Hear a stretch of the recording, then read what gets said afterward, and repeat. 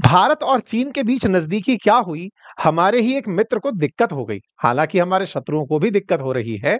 दुनिया में बड़ा असहज माहौल है और हो सकता है थोड़े दिन में हम लोगों को भी दिक्कत होने लगे इस नजदीकी से कि भारत और चीन इतना नजदीक क्यों आ रहे हैं कि टिकटॉक की वेबसाइट भारत में दिखने लगी है। खैर, हम उस मुद्दे पर कभी बाद में चर्चा करेंगे। फिलहाल चर्चा नेपाल की करने जा रहे हैं।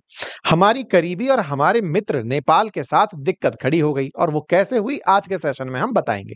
हालांकि जब भी कोई बात हो तो कम से कम क्रेडिट देना मत भूलिएगा कि credit to Donald Trump. Bharat और चीन को नजदीक लाने वाला कौन? Donald Trump. भारत और रूस को नजदीक लाने वाला कौन? बोले डोनाल्ड ट्रंप। आपको याद होगा कि इसी नजदीकी में विदेश मंत्री ऑफ चाइना हाल ही में भारत की यात्रा पर आए थे। चाइनीज फॉरेन मिनिस्टर की भारत यात्रा होती है। वो यहां आकर के एनएसए से मुलाकात करते हैं और उनकी इस मुलाकात के अंदर भारत को इनवाइट किया जाता है कि आप एससीओ की मीटिंग में चाइना जरूर पधारिएगा। फॉरेन मिनिस्टर ने हमें इनविटेशन दिया।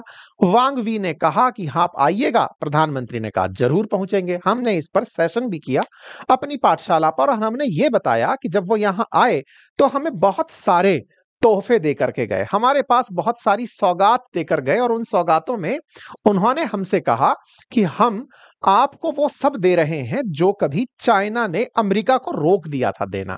हमने अमेरिका के चलते आपको भी रेयर अर्थ एलिमेंट्स, जिनको हमने मैग्नेट्स के लिए पढ़ा था, उनको रोक दिया था, वो चालू कर रहे हैं। फर्टिलाइजर चालू कर रहे हैं। भारत के साथ डायरेक्ट फ्लाइट शुरू कर रहे हैं। ट्रेड को बढ़ा रहे हैं। ये सब बातें हमसे चीनी विदेश मंत्री कहकर चले गए। चीनी विदेश मंत्री की जो भारत यात्रा हुई उसमें भारत के साथ ट्रेड को लेकर, फ्लाइट्स को लेकर बातचीत चल रही थी। उसी बीच में ट्रेड रूट की बात हो गई और बस ट्रेड रूट की बात क्या हुई, नेपाल बीच में फंस गया और इसी को लेकर के नेपाल ने अपना विरोध दर्ज करा दिया। मामला कहां से जुड़ा है? लिपुलेख से मामला जुड़ा हुआ है और इसके चलते नेपाल ने भारत को अपनी तरफ से एक डिप्लोमेटिक नोट भेज दिया है कि सर, आप लोग चर्चा किए, हमसे कोई पूछा ही नहीं। और यही हेडलाइन बन जाती है। लिपुलेख के चलते, लिम्प्युधुरा लिपुलेख काला पानी के चलते, भारत और चीन के बीच में जो व्यापारिक मार्ग है उसके चलते नेपाल थोड़ा असहज हुआ है और इसी के चलते नेपाल का जो क्लेम लिपुलेख को लेकर था वो फिर से रीसरफेस हो गया है। पूरी कहानी वापस से सुनाएंगे क्योंकि अब तक आप भूल चुके होंगे, क्योंकि नेपाल ने तो नोट पर छाप लिया और आप लोगों ने दिमाग में उसको रिवाइज जरूर करेंगे। आइए आज के सेशन में आगे बढ़ते हैं। जब चीन के विदेश मंत्री भारत पहुंचे तो भारत पहुंच करके उन्होंने कई स्तर पर कई तरह के लोगों से बातचीत की थी। उन्हीं बातचीतों का जब समेशन निकल कर आया कि अल्टीमेटली उन्होंने क्या कहा, तो वो समराइज कुछ इस तरह से हुआ। 9th नंबर पॉइंट पर जो बात लिखी है उसे मैं अलग से हाईलाइट कर देता हूं कि both sides agreed to reopening of border trade through the 3 designated trading points, namely Lipulekh pass, Shipkila pass और नाथुला पास। 3 जगहों को लेकर के, 3 जगह कौन कौन सी?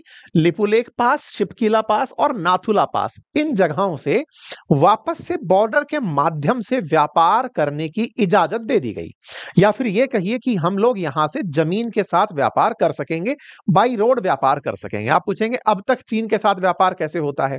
देखिए, चीन के साथ मेजर व्यापार हमारा समुद्री मार्ग के थ्रू होता है और उसके लिए साउथ चाइना सी, मलक्का स्ट्रेट, बंगाल की खाड़ी होते हुए हमारा व्यापार होता है, या फिर अरब सागर होते हुए मुंबई तक का व्यापार होता है। तो मतलब व्यापार का हमारा एक रूट है। अच्छा, हवाई जहाज के थ्रू डायरेक्ट कनेक्टिविटी बन जाएगी तो लोगों का आना जाना भी हो जाएगा। हमारे बॉर्डर भले ही चाइना से साझा होते हों, लेकिन बॉर्डर के थ्रू व्यापार बहुत कम होता है। ऐसा क्यों? क्योंकि एक तो हमारा बॉर्डर हिमालय के साथ साथ अटैच्ड है, तो इतना सारा सामान हिमालय को क्रॉस करा के पहुंचाया जाए तो उसके पहुंचने में बड़ी दिक्कतें आती हैं। ऐसे में भारत और चीन के बीच में, उधर चीन की तरफ तिब्बत है और हमारी तरफ हिमालय, तो ऐसे में हिमालय से होकर सामान उधर भेजने में बड़ी दिक्कतें आती हैं। लेकिन जिन बॉर्डर्स के साथ चाइना हमसे कनेक्टेड है वहां पर कुछ पासेस बने हुए हैं, यानी पहाड़ों के बीच में कुछ ऐसे आसान रास्ते बने हुए हैं जिनसे होकर निकाला जा सकता है। उन्हीं में से 3 का नाम लिपुलेख पास, शिपकिला पास और नाथुला पास। पास असल में पहाड़ों के बीच में कुछ उस कम जगह को समझिए जहां से आप कनेक्ट कर सकते हैं।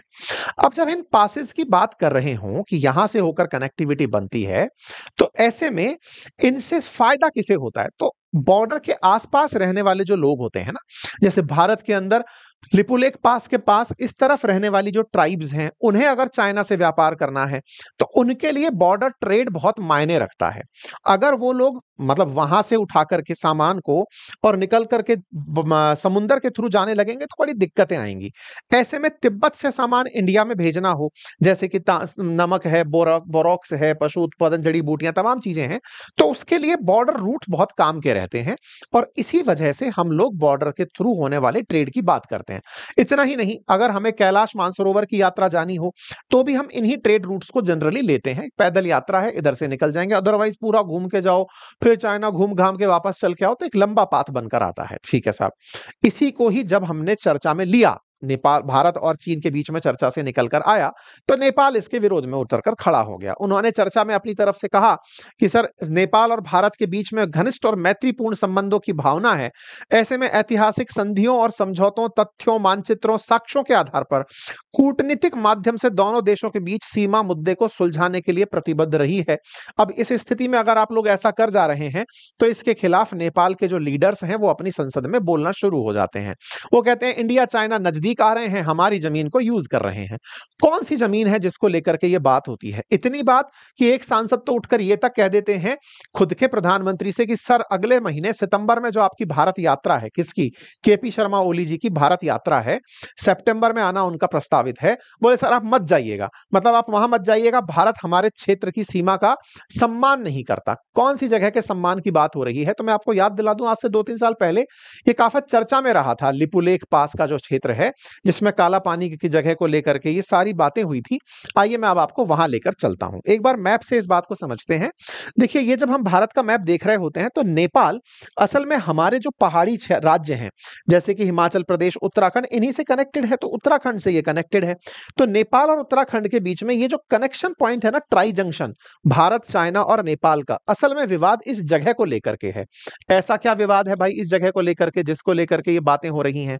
तो इस जगह को लेकर के, ट्राई जंक्शन को लेकर के विवाद ये है कि यहां पर नेपाल का कहना है कि जिस जगह को आप अपना बताते हो वो मेरी जगह है। भारत कहता है नहीं भाई, वो हमारी जगह है। बोले दोनों के पास में क्या आधार है कि ये किसकी जगह है? तो बोले आधार है हमारे पास में सुगौली की संधि। बोले एक संधि हो रखी है नेपाल और भारत के बीच में, वही हमारा आधार है। बोले अच्छा। तो उत्तराखंड के अंदर पिथौरागढ़ जिले में काली नदी घाटी के पास से लगभग 17,500 मीटर की ऊंचाई पर एक जगह है जिसे नेपाल अपना मानता है, जिसे निपुलेक दर्रे के रूप में आप जानते हैं। यह जगह भारत को तिब्बत से जोड़ती है और यहीं से कैलाश मानसरोवर यात्रा का जो पारंपरिक मार्ग है वो होकर जाता है। मतलब कैलाश मानसरोवर वाले जो तीर्थयात्री हैं, वो लिपुलेख दर्रे को पार करके ही, मतलब यहां से जाना सबसे आसान मानते हैं, यहीं से होकर के वो लोग यात्रा करते हैं। ये वो जगह है जिस यात्रा को वो करते हैं, नेपाल जिसे अपना मानता है। अब इस क्षेत्र को अगर मैं आपको जूम करके दिखाता हूं तो ये कुछ ऐसा दिखता है। कैसा? यहां पर 3 जगहों को पहचानिए। एक है लिम्प्युधुरा, एक है काला पानी, एक है लिपुलेख। इन तीनों जगहों को जब आप ध्यान से देखते हैं तो यहां समझ में आता है एक नदी के चलते उत्पन्न हुआ विवाद। असल में क्या है कि ये जो शारदा नदी आपको दिख रही है, इस शारदा नदी को लेकर के ही सारा बवाल है। नेपाल का मानना है कि ये जो त्रिकोण सा बना हुआ क्षेत्र है ये नेपाल का है, और भारत का मानना है कि ये वाला त्रिकोण आपका नहीं, इस जो पॉइंट हमने बता रखा है वो आपका है। तो ऐसा विवाद असल में उत्पन्न क्यों होता है? इसके पीछे असल मायने में एक नदी को बड़ा कारण माना जाता है। यह नदी भारत के लिए इतनी महत्वपूर्ण नहीं जितनी कि नेपाल के लिए महत्वपूर्ण है। आप पूछेंगे ऐसा क्यों? क्योंकि असल में मैप में लिखा गया है कि काली नदी से पूर्व तक का जो क्षेत्र है वो नेपाल का है, काली नदी से मेची नदी तक के बीच का। तो काली नदी से पूर्व, तो काली नदी है कहां, यही सबसे बड़ा विवाद है। अगर बात मानी जाए नेपाल वालों की, तो वो लिम्प्युधुरा से, यानी इस बिंदु से काली नदी का ओरिजिन मानते हैं कि यहां से नेपाल की नदी शुरू हुई थी, मतलब कि काली नदी शुरू हुई थी। भारत मानता है कि काला पानी नामक जो जगह है, और भी जो काला पानी नामक जो जगह है, यहां से बोले आपकी नदी शुरू हुई थी। तो दोनों के नदी उद्गम पॉइंट को लेकर के विवाद है। अभी नदी उद्गम को लेकर के कौन बात कर गया था? तो असल मायने में हुआ क्या था कि दोनों देशों के बीच में एक ऐतिहासिक संधि हुई थी, सुगौली की संधि के नाम से जिसे जाना जाता है। सुगौली की संधि उस समय के ब्रिटिश भारत और नेपाल के बीच में हुई थी।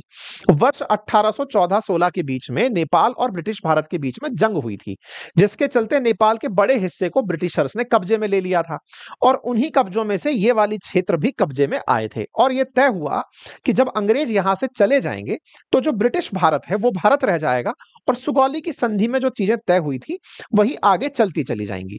1923 में सुगौली संधि को शांति और मैत्री की संधि में बदल दिया गया और भारत जब आजाद हुआ तो 1950 में भारत और नेपाल के राणा शाही परिवार ने नई संधि पर हस्ताक्षर कर दिए। ये हस्ताक्षर के समय के दृश्य हैं, जिनके तहत यह माना गया कि हमारे ये क्षेत्र आपके रहेंगे, आपके ये क्षेत्र हमारे रहेंगे। संधि में जो कॉमन बात थी वो केवल इतनी कि नेपाल की जो सीमा है वो काली नदी से पूर्व के क्षेत्र में रहेगी और भारत काली नदी के पश्चिम में रहेगा, ठीक है।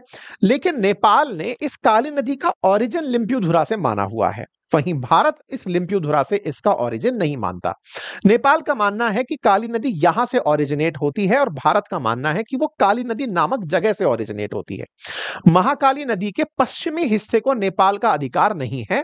महाकाली नदी, जिसे भारत में शारदा नदी कहते हैं, भारत इस इलाके में इसी कारण से, ये जो त्रिकोण का क्षेत्र जो आप देख रहे हैं, भारत इसी कारण से इस क्षेत्र पर अपना निर्माण कार्य करता है। लेकिन नेपाल का चूंकि वहां पर इसे मानना है तो वो कहता है कि ये सारा क्षेत्र भी मेरा है। भारत कहता है कि आपकी नदी यहां से शुरू हो रही है, हम कैसे मान लें? तो बस इसी को लेकर के दोनों के बीच में असल में टसल चलती रहती है। नेपाल को भारत ये जवाब ऐसा क्यों देता है? तो भारत का कहना है जहां आकर के सारी नदियां मिल रही हैं, जो छोटे मोटे धारे आकर मिल रहे हैं, वहां से वो नदी बनकर निकलती है। तो ऐसे में इस नदी के ओरिजिन को लेकर के तीनों देशों के, मतलब दोनों देशों के बीच में विवाद बना रहता है। सीमा विवाद में सबसे बड़ा जो दिक्कत है वो ये कि ये स्पष्ट नहीं है कि नदी का ओरिजिन कहां से है। वो जहां से सबसे पहले पानी का ग्लेशियर पिघल रहा है या वो जहां पर नदी बनकर बहना शुरू होती है। दोनों देशों ने क्या सुलझाने के ऐसे प्रयास किए? बिल्कुल किए। 1960 में, 80 में, वर्ष 2000 में, 2002 में, अटल जी के समय पे तो दोनों देशों के प्रधानमंत्री बैठे भी कि आओ इस मामले को सुलझाते हैं, लेकिन वो सुलझ नहीं पाया। कहा जाता है कि ये सुलझ जाता, लेकिन जब 1962 में भारत और चीन का युद्ध हुआ, उस समय नेपाल के थोड़े हौसले मतलब बढ़ गए कि साहब हम तो इस जगह को क्लेम कर सकते हैं, हमारा अपना क्षेत्र है। ऐसे में 1962 में तो भारत वैसे ही कमजोर है, हम अपनी जगह को कंट्रोल करना चाहते हैं। भारत ने हालांकि 1954 से ही इस क्षेत्र का उपयोग किया है और आज तक हम उसका उपयोग करते आ रहे हैं। हालांकि नेपाल पिछले कुछ समय में इतना उग्र हो गया था, जब भारत और चीन के संबंध बिगड़े हुए थे, उस समय पर नेपाल ने बकायदा अपनी पार्लियामेंट से एक नया मैप जारी किया, जिसमें इस क्षेत्र को अपना बताते हुए कि यह क्षेत्र हमारा है। इतना ही नहीं, अपने यहां पर एक नया नोट जारी कर दिया 100 रुपए का, जिसमें इस क्षेत्र को दिखाया गया कि यह क्षेत्र हमारा है। यानी नेपाल के अपने ज्योग्राफी में, अपनी इकोनॉमी में इस बात के जिक्र है कि यह क्षेत्र नेपाल का है। लेकिन भारत का हमेशा से तर्क रहा है कि भाई हमारे द्वारा यहां से ट्रेड लंबे समय से होता आया है और उसका इतिहास बहुत पुराने समय से मिलता है। केवल कोरोना काल में 2019 के बाद हमने यहां पर बॉर्डर ट्रेड रोका है, अदरवाइज हम लगातार करते आए हैं। फिर आप पूछेंगे चाइना इस बारे में क्या कहता है? चाइना नेपाल से भी अच्छी मित्रता रखता है, भारत के साथ भी फिलहाल वो अच्छी चीजों में आगे बढ़ रहा है। इसमें चाइना की तरफ से कहना है कि इस मामले में हम तटस्थ रहेंगे, भारत और नेपाल के बीच में हम कहीं नहीं बोलेंगे, दोनों देशों के बीच में हम नहीं पड़ेंगे, क्योंकि उसे दोनों से काम है। इसी के चलते इन दोनों ने मिलकर, दोनों देशों के विदेश मंत्रियों ने उस रास्ते से होने वाले ट्रेड को ओपन कर दिया है, जिसके चलते नेपाल का विरोध आया और उस विरोध पर भारत के विदेश मंत्रालय की प्रतिक्रिया आई। भारत के विदेश मंत्रालय ने अपनी तरफ से यही कहा कि भाई हम लोग यहां पर टेरिटोरियल क्लेम को डिनाई करते हैं और कहते हैं कि हम लंबे समय से ट्रेड कर रहे हैं। बकायदा ईयर भी हम लोगों ने कोट किया, 1954 के आसपास से हम लोग यहां पर ट्रेड कर रहे हैं। तो बोले इसीलिए अब फिलहाल के लिए हमारा यहां ट्रेड जारी रहेगा। कुल मिलाकर के जब दो देश नजदीक आ रहे होते हैं तो फिर एक कुशन में फंसे हुए देशों को दिक्कत आती है। नेपाल भारत का मित्र राष्ट्र है, पड़ोसी राष्ट्र है। भारत उसके साथ सारी चीजों को बड़ा तसल्ली से बैठकर सुलझाए, ये दोनों के हित में है। फिलहाल के लिए इतना ही। बाकी आप इस विषय पर क्या सोचते हैं, अपनी राय जरूर कमेंट बॉक्स में रखें।